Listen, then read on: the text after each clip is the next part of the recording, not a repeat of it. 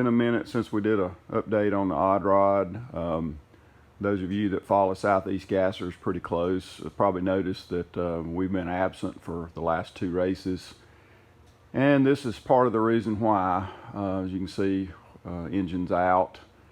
And we had a catastrophic engine failure about 6 weeks ago, I think. And we think we broke a titanium valve retainer, and it actually happened here in the shop. We were doing some tuning and working on some ignition and carburetor stuff, and it happened, which was good and bad.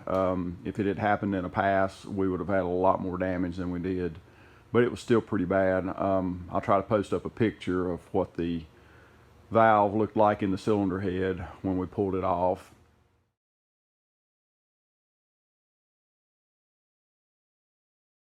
So you can see that. And anyway, it's taken, like I say, about 6 weeks to get replacement parts, get some machine work done. It's just so difficult to get things this day and time. So we've got our cylinder heads. They're back from the machine shop. Like I say, we had some damage in one combustion chamber that was able to be repaired. Don't think we'll have any problem with it. And it's got a new set of Faria valves. We've got new pack springs, new retainers, new locks, fresh valve job. Actually, while they were at the machine shop, we had them put on the flow bench, and was pretty impressed with what they flowed to be a over 50-year-old set of factory cylinder heads. Ford was definitely ahead of their time when these things came out. But anyway, we were pleased with the numbers. Always room for improvement. But anyway, so we got those back, and this is going to be the day today. Got the block ready to do just a little touch-up cleaning and get started assembling it. We were very fortunate. Let's see, it was hole number 5 that dropped the valve, and it did not really hurt the cylinder. I did have the block rehoned just to clean everything up. Had a couple little minor scratches, and it's got one little spot right up at the edge right there that's not going to hurt anything. But if it had been any worse at all, we'd have been looking at either sleeving that hole or having to do a complete overbore and start over.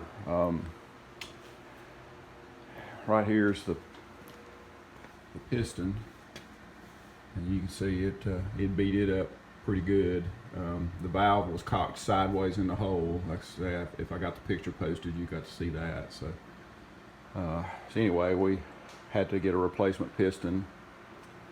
Got to get that put on and just start assembling. I usually have people ask when we do these videos, they'll ask for some details about the engine. I'll just go ahead and share a few things. There's no secrets here.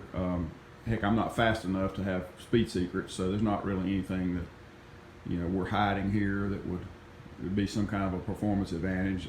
Basically, this is a Dart SHP block. It's a 8.2 deck small block Ford. It's a 4 1/8 bore, which is 1/8 of an inch larger than a standard 302 or 289. And we're running a original Boss 302 steel crank, 1970. And so we're standard 3-inch stroke, 5 4-inch rods. Corilla rods, and that puts us at 320 cubic inches. And then of course you saw the cylinder heads, and they are original Boss 302, basically the same as the 351 Cleveland, except for some of the water passages and so forth. And of course they've been home ported to make them a little better. And then of course we have tunnel ram intake for Boss 302, and a couple carburetors. And then if there was any secrets here, pretty much I guess everybody's secrets is in the camshaft and headwork. That kind of separates an okay engine from a really good running engine. So I mean that's about it in a nutshell. Nothing super exotic here. We of course we run with Southeast Gasser Association, which is as old school as it gets, and not a lot of modern stuff. And these engines are pretty basic, just basic naturally aspirated air pumps, and got to try to build horsepower with what you got. So anyway, that's where we're at today. Going to spend most of the day see if we can get the bottom end together, and I'll try to do some updates as I go.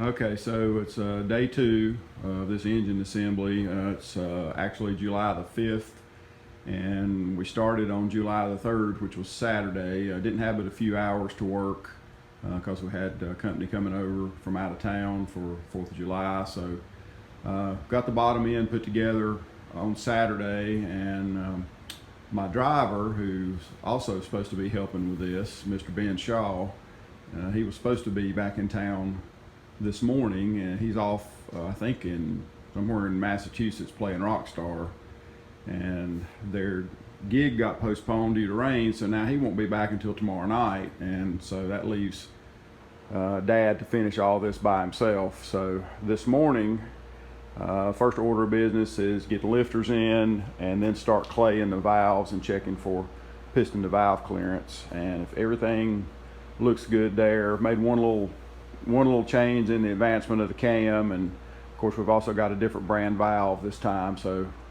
we run our piston to valve clearance really tight anyway, so we've got to check and make sure we're not going to have any issues. And then if that checks out good, we can go ahead and bolt the top end on it and hopefully get the engine run stand here in the shop later in the day, and then maybe have it on the stand and ready to fire up tomorrow. Because like I said, we got a dyno session Saturday, so we got a lot to get ready. So anyway, got most of the valve train parts laid out and ready to clean and reassemble. So anyway, here we go. Okay, first test with the clay. We are actually too close on the intake.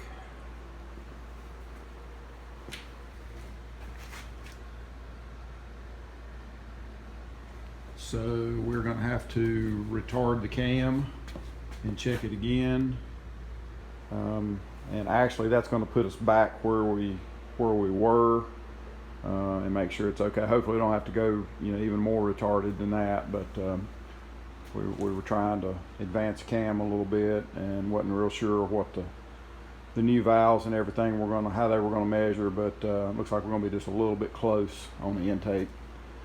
So we will, I'll change the advance on the cam and set it back up and reclay it, and we'll see what it looks like.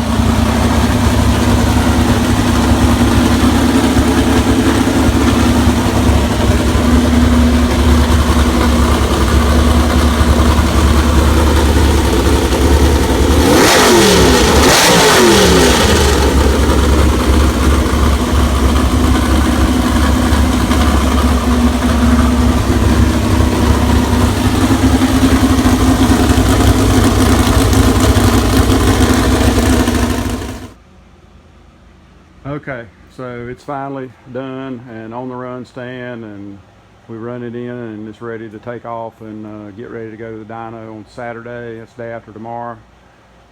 We had all kinds of problems